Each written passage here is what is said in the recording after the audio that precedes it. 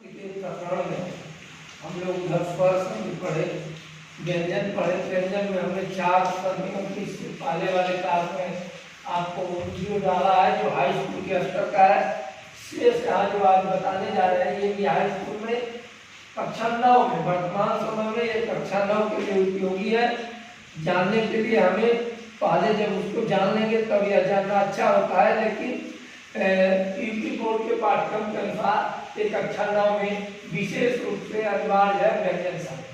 अब व्यंजन संधि में आप या व्यंजन की परिभाषा को फिर मैं क्लियर कर देता हूँ कि व्यंजन वर्ग या हल, हल माने वही जो 33 व्यंजन शब्द आते हैं के बाद जब किसी व्यंजन का स्वर वर्ण और जाने पर जो विकास उत्पन्न होता है उसे व्यंजन कहते हैं।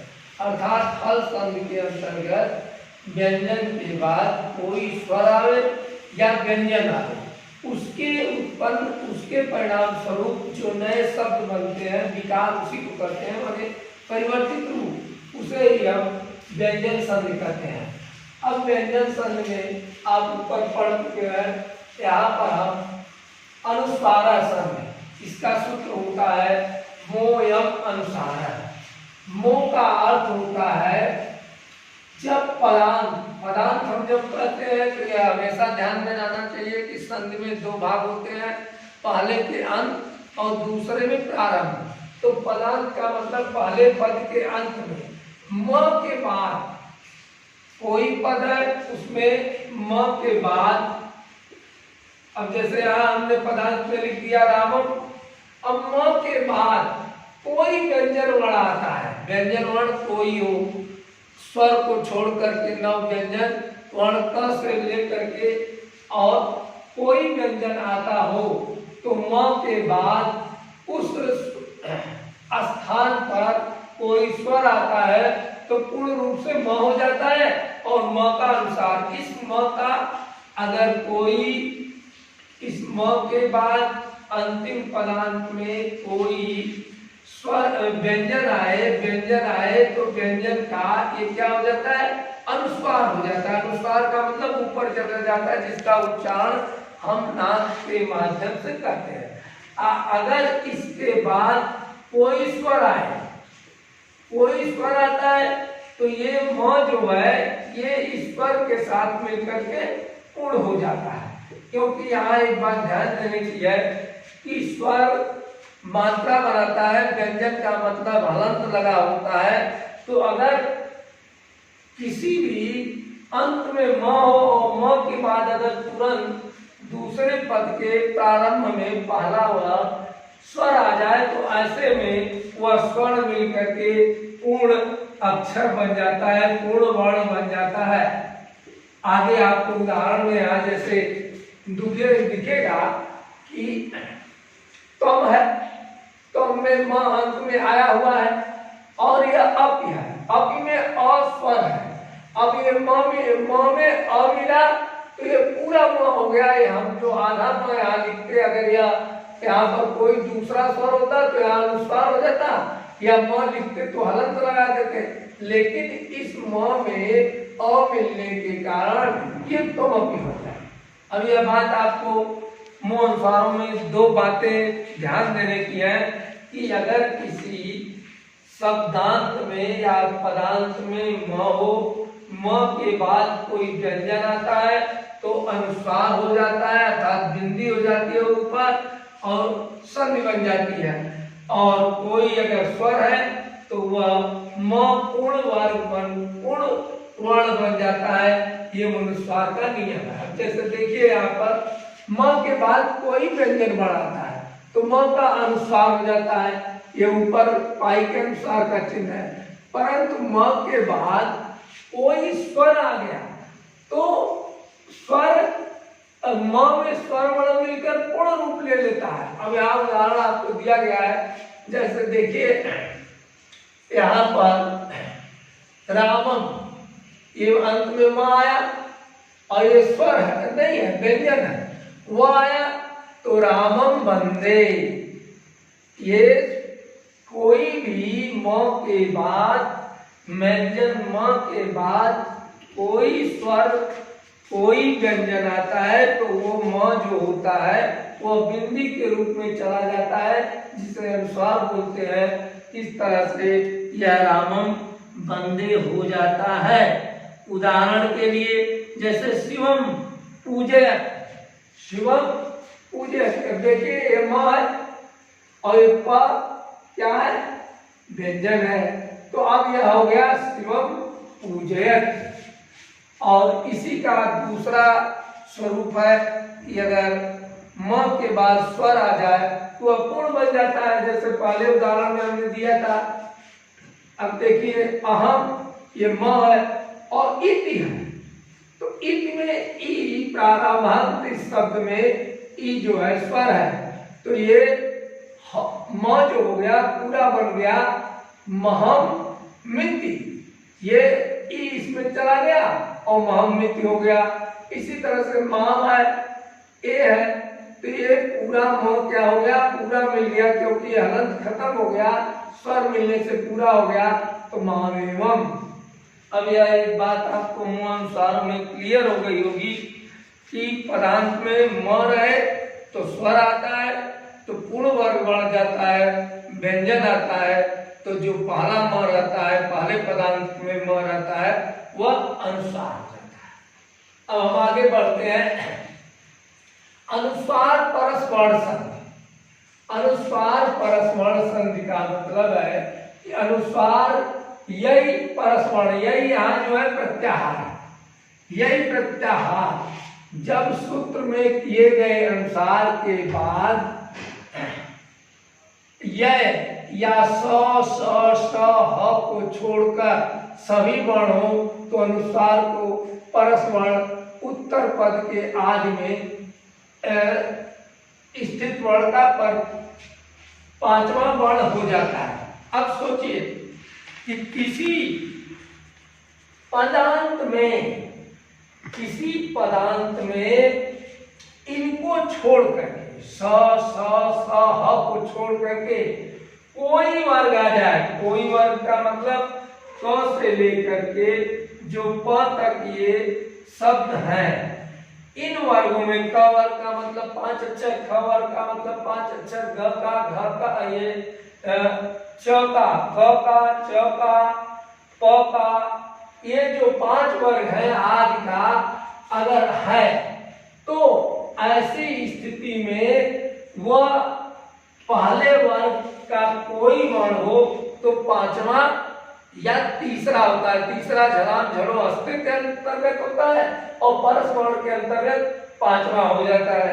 अब जैसे उदाहरण यहाँ देख रहे होंगे कि ये पांचवा वर्ण है म, अनुस्वार रूप में क्या है म, और ये क्या है तो ये त क्या है, त वर्ग का पहला अक्षर, त थ द ध न, तो अब ये सा के बाद अनुस्वार के बाद त वर्ग आ गया और इस त वर्ग को आने के कारण नियम क्या कर रहा है कि उसी वर्ग का पांचवा वर्ण हो जाता है।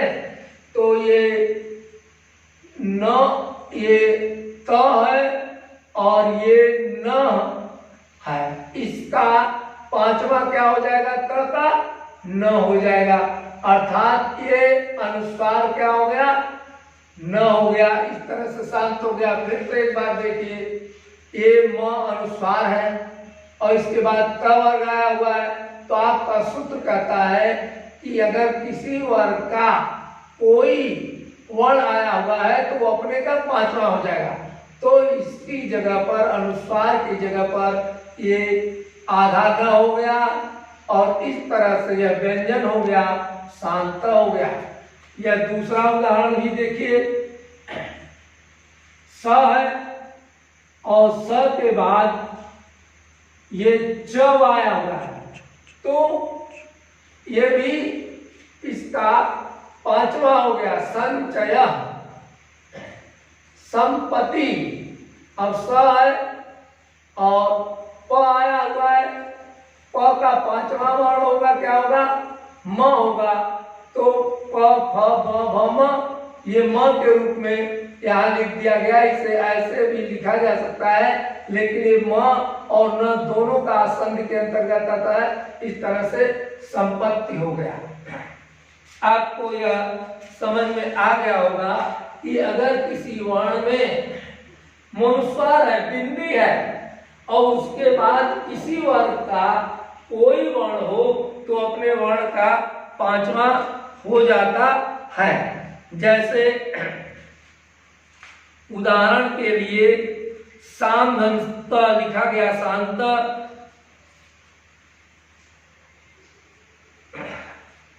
और संचय, संपत्ति, ये सारे प वर्ग के हैं। तो ये प वर्ग का म अंतिम होता है, च वर्ग है तो इनका न अंतिम होता है, और स वर्ग है तो इसका अंतिम न होता है। ये मनुस्वार है, ये सारे मनुस्वार है। ऊपर जो बिंदी लगे हुए हैं ये म के रूप में पढ़े जा रहे हैं और म का न होता चला जा रहा है। अब जैसे सन, ये सन है, ये सम है, और ये न के रूप में बदल गया, ये भी न के रूप में बदल गया, ये भी म के रूप में बदल गया। इस तरह से यह वर्ण है। इसमें ध्यान देने की बात है, कोई मनुस्वार अगर किसी बिंदी पर, किसी वर्ण पर लगा हुआ है, उसके बाद व्यंजन का कोई वर्ग आता है तो वह उसका पांचवा हो जाता है। अब इसी तरह से अनुनासिक से, अनुनासिक संधि भी उसी तरह से संधि है।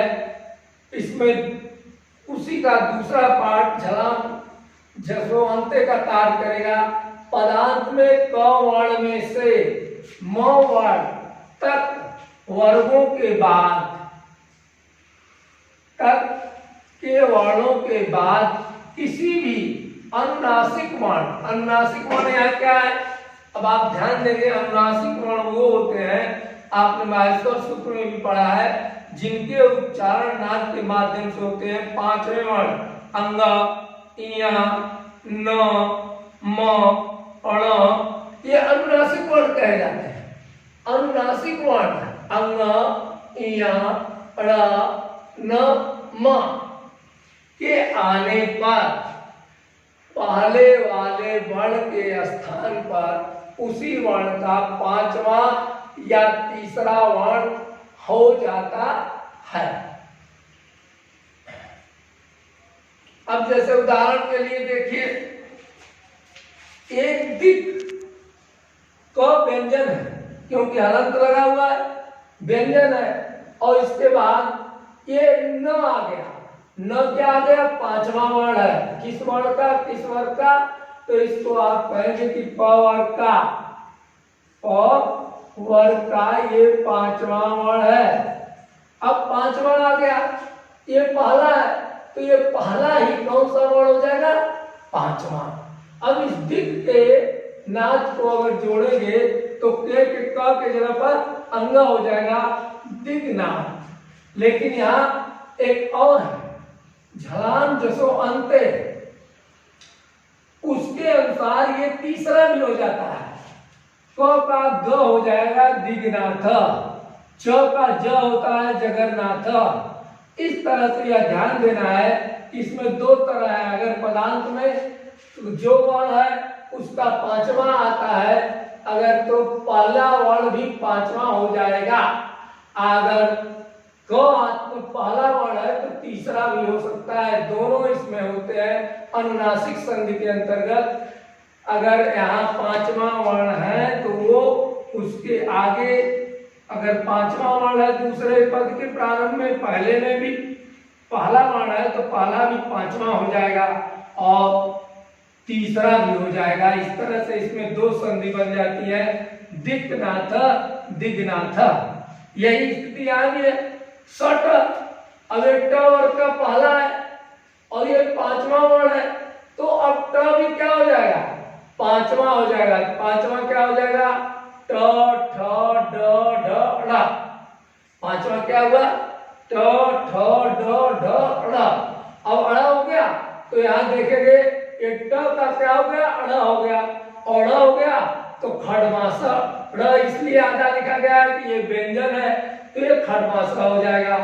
लेकिन अगर ये पहले का तीसरा भी होता है तो इसके हिसाब से देखें तो ट ठ ड तो ये खड़मासा। तीसरा वर्ण जो है ड है इस नाते खड़मासा हो जाएगा। अब यह बात आपको बहुत साफ हो गई होगी कि किसी वर्ग के बाद अगर पांचवा वर्ण है तो वर्ग का पहला दूसरा जो भी वर्ण होगा वह पांचवा हो जाएगा या तीसरा हो जाएगा। अब इसी तरह से यहाँ भी देखिए एक उदाहरण है जगत धन नाथ। अब तो है तो ये त का क्या है द हो गया जगत नाथ। और पांचवा अगर होता है तो त थ द ध न तो ये जगन्नाथ हो जाएगा। ये आगे ज और ये ग और ये न नाथ जगन्नाथ और जगन्नाथ। यह आपको ध्यान देने की बात है कि अनुनासिक संधि के अंतर्गत अगर किसी वर्ग का पहला आता है तो अंत में उसके पांचवें वर्ण है तो पहला वर्ण पदांत जो होगा वो सब पांचवा हो जाएंगे। और किसी भी परिस्थिति में ये तीसरे भी होते हैं। अगर यहाँ कोई वर्ग है अगर दूसरा है या पांचवा भी है तो उसके अनुसार भी ये तीसरा वर्ण हो जाता है। अब ये अनुनासिक संधि आपके समझ में आ गई होगी कि किसी पदांत में कोई वर्ग हो अगर दूसरे पद के प्रारंभ में पांचवें वर्ण है तो पहला भी पांचवा हो जाता है। अब लतत्व संधि। अब लतत्व संधि ल का मतलब और त का मतलब समझिए। ल का अर्थ यहाँ ल से केवल है और तत्व का अर्थ है त वर्ग अर्थात त थ द ध न। त थ द ध न के बाद ल आवे ऐसे शब्दों जहां त थ द ध के बाद ल आवे या ल बीच में आपको दिखाई देता है किसी शब्द में तो त वर्ग के स्थान पर ल वर्ग हो जाता है। क्या कर रहा है कि त थ द ध के बाद अगर ल आता है तो जो त वर्ग का शब्द वर्ण होगा वह वर्ण जो होगा ल हो जाएगा। अब जैसे उदाहरण के लिए देखिए उत है ये त वर्ग का है और त वर्ग का होने के नाते इसके बाद ल आ गया तो कह रहा है कि त वर्ग क्या हो जाएगा ल हो जाएगा। तो ये उल्लेख। अब ये उ त का त हलंत है त हलंत होने के नाते ये आधा ल हो गया और ये हो गया उल्लेख।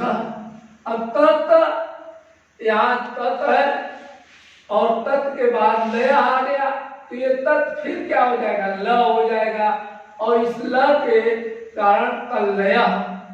इस तरह से आपको यह ध्यान देने की बात है कि तो वर्ग के बाद अब ये थोड़ा सा लगता है कठिन है लेकिन बहुत एकदम कठिन नहीं है। केवल आपको एक शब्द ध्यान देना है तो के वर्ग के बाद कोई वर्ण आवे कोई नहीं ल अगर आता है तो त वर्ग के सभी वर्ण ल हो जाते हैं। यहाँ हमने आपको दो उदाहरण से बताया है। किताब में आपको और ऐसे तमाम उदाहरण मिलेंगे। जैसे विद्वान लिखत। विद्वान लिखत शब्द है तो ये न है और ये ल है ली है। ये दोनों के जगह पर क्या हो जाएगा ल हो जाएगा और ल में ये ली मिल जाएगी न खत्म हो जाएगा विद्या लिखित। तो हमेशा यह ध्यान देना है कि कोई वर्ग हो लेकिन त वर्ग में अगर वह आता है तो ये न उसका पांचवा वर्ण है उस वर्ण से नहीं मतलब है। ल अगर आता है तो उसके जगह पर ल ही होगा। अब आगे हम बढ़ते हैं। लत को संधि आपको बता दिया कि यदि त वर्ग के बाद त वर्ग का मतलब पांच वर्ण है उन पांच वर्णों के बाद ल आता है तो अगला जो त वर्ग होता है वह भी ल हो जाता है। छतत्व संधि, यदि त या न के बाद स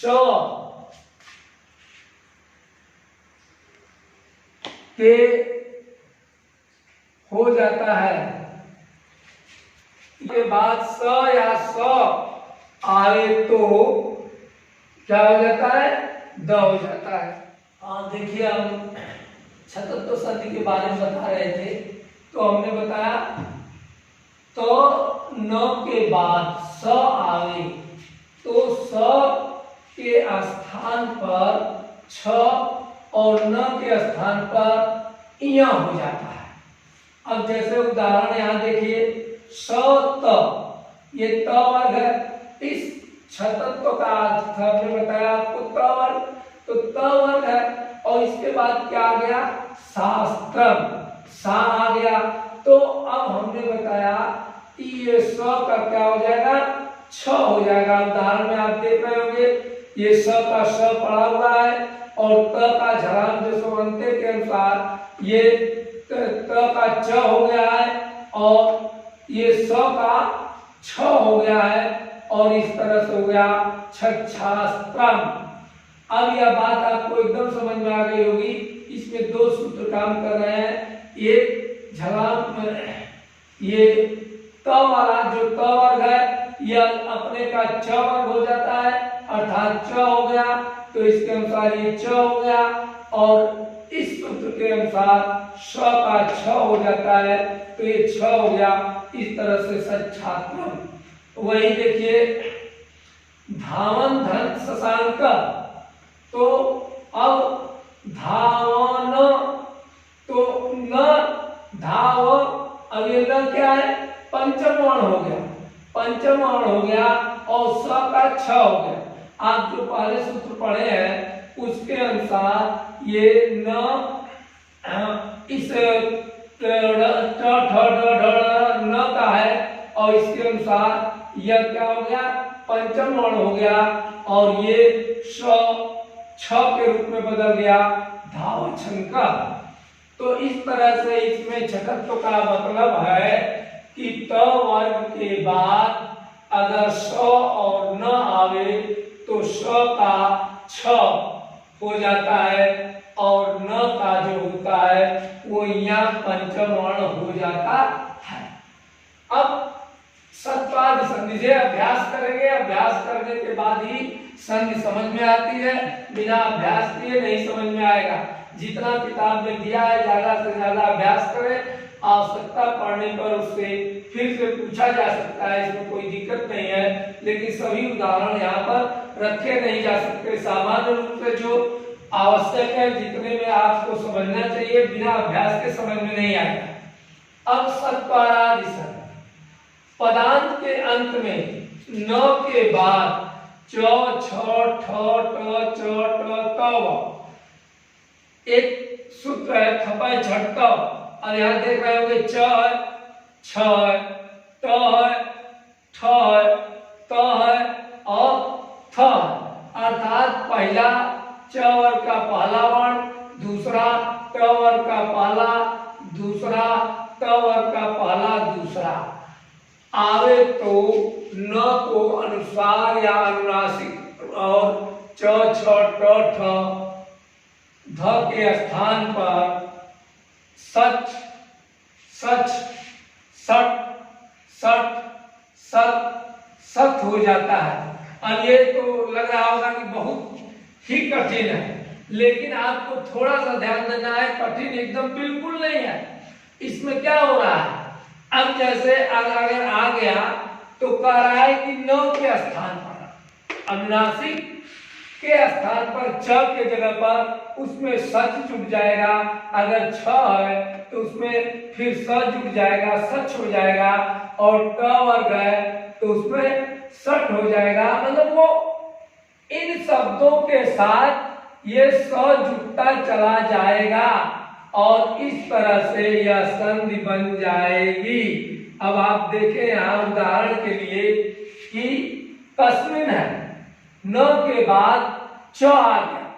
हमने यहाँ कहा कि च के जगह पर क्या हो जाएगा सच। तो अब ये च आ गया।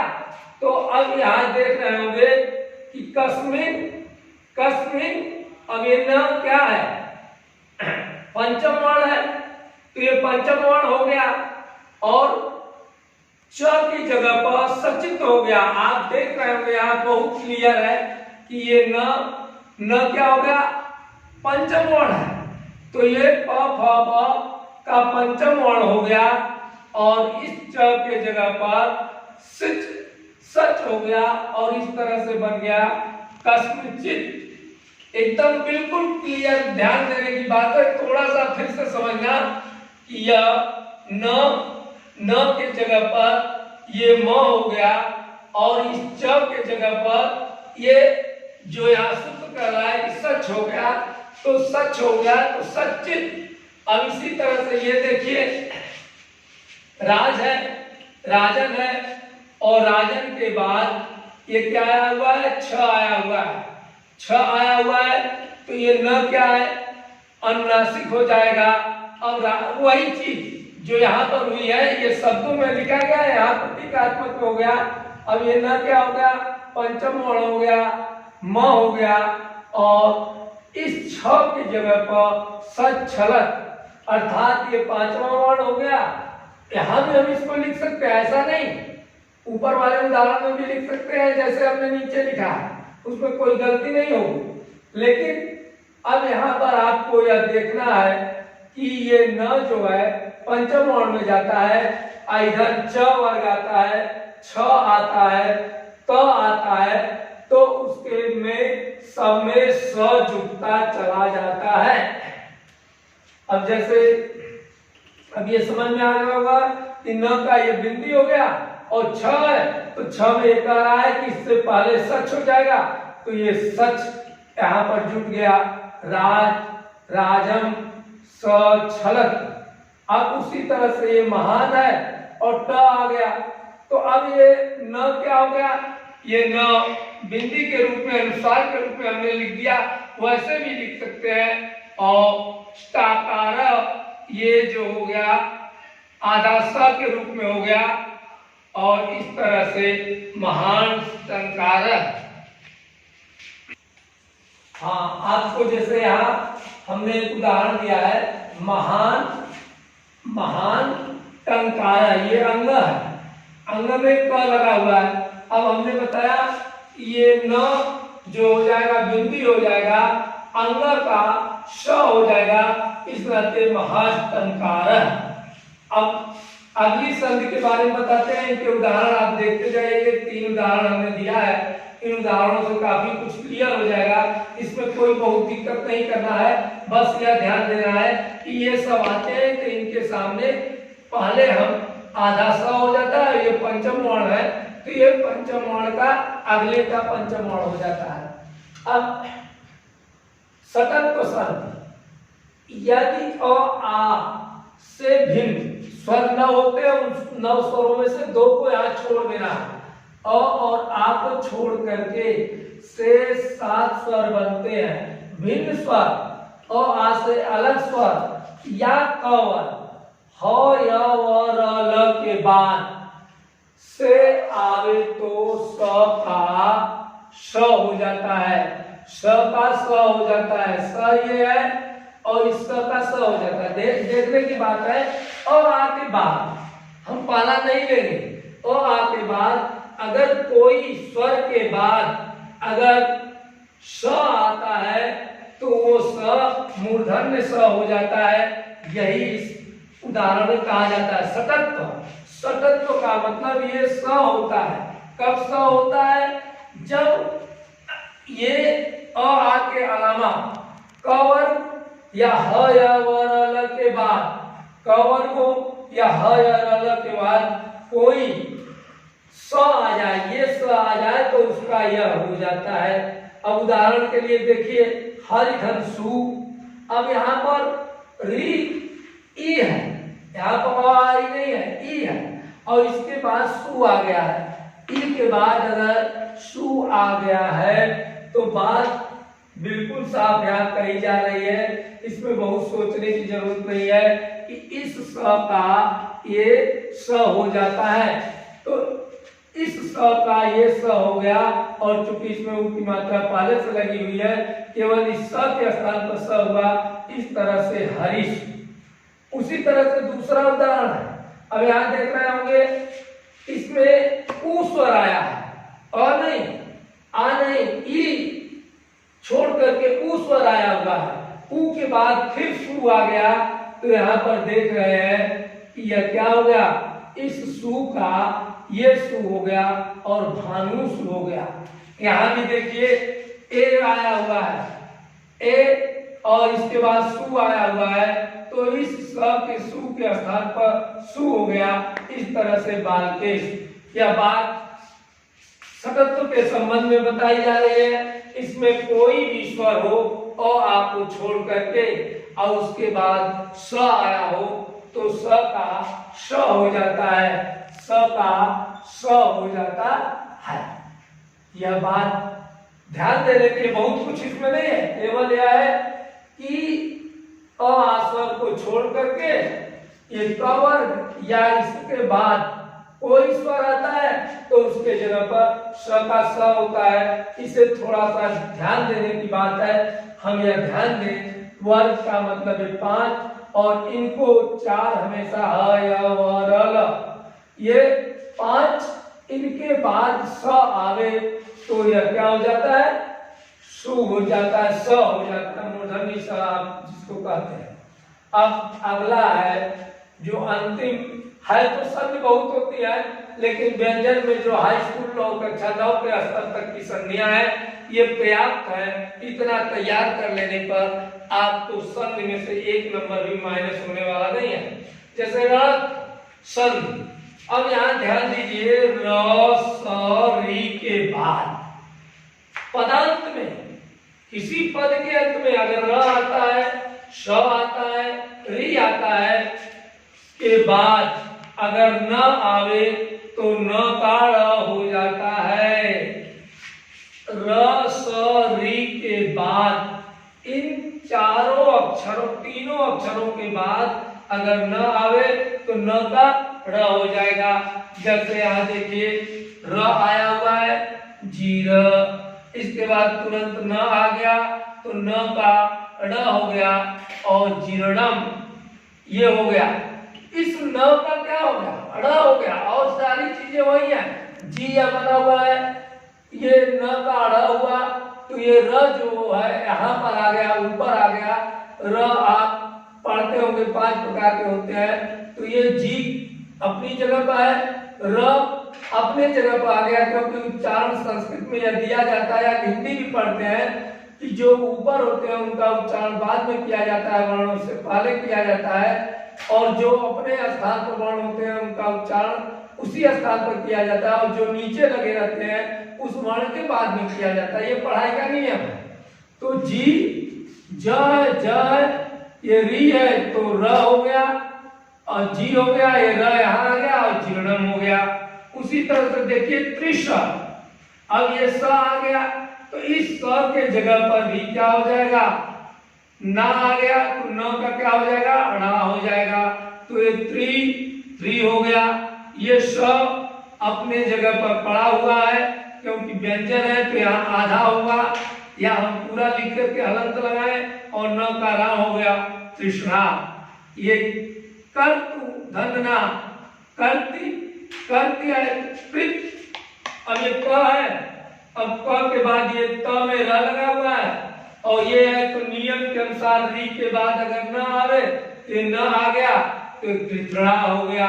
इस प्रकार से यह भी ध्यान देना हमेशा जरूरी है कि ऋत्व का मतलब कि रस और री के बाद पदार्थ में अगर र है, स है, री है और उसके बाद न आता है तो न का ड़ हो जाता है।